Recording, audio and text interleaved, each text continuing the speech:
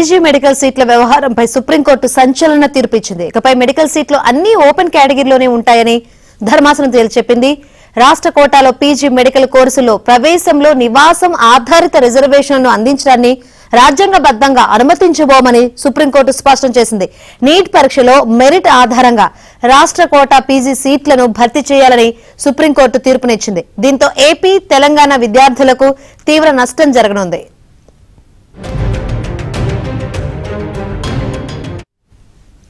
Supreme court తీర్పు సంబంధించి మరిన్ని వివరాలు అందించేందుకు ఢిల్లీ బ్యూరో చీఫ్ కృష్ణ సిద్ధంగా ఉన్నారు. కృష్ణ,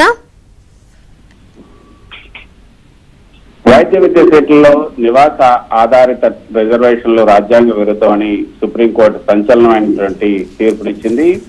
రాష్ట్రంలో నివసించే వారి విషయంలో రిజర్వేషన్లు కేవలం అండర్ గ్రాడ్యుయేట్ కోర్సుల వరకే అవి పరిమితం అవుతాయి.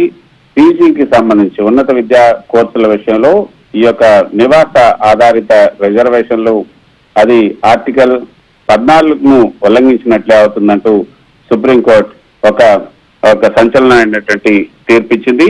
నివాస ప్రాంతాన్ని ప్రాతిపదికగా తీసుకుంటే అది రాజ్యాంగంలోని ఆర్టికల్ 14ను ఉల్లంఘించినట్లే అవుతుందని కూడా ఈ తీర్పులో చెప్పడం జరిగింది.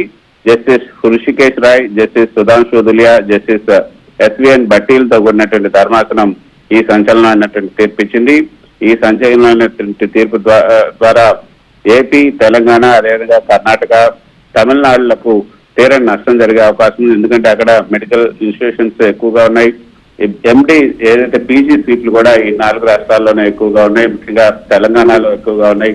సో రాష్ట్ర కోటా కింద పీజీ మెడికల్ కోర్సుల్లో ప్రవేశానికి నివాస ఆధారిత రిజర్వేషన్లు కల్పించడం రాజ్యాంగ విరుద్ధం అన్నది ఈ రోజు సుప్రీంకోర్టు ఇచ్చినటువంటి తీర్పులోని ప్రధానమైనటువంటి అంశం. అయితే ఇప్పటికే జారీ అయినటువంటి నివాస ఆధారిత రిజర్వేషన్లకు ఈ తీర్పు వర్తించదు. పీజీ కోర్సులు చదువుతున్నటువంటి విద్యార్థులు, ఈ కేటగిరీ కింద ఇప్పటికే పీజీ కోర్సులు పూర్తి చేసినటువంటి విద్యార్థులు ఎవరైతే ఉన్నారో వారిపైన మాత్రం ఈ తీర్పు ప్రభావం ఉండే అవకాశం ఉంటుంది అన్నది కూడా ఈ తీర్పులో స్పష్టం చేసింది.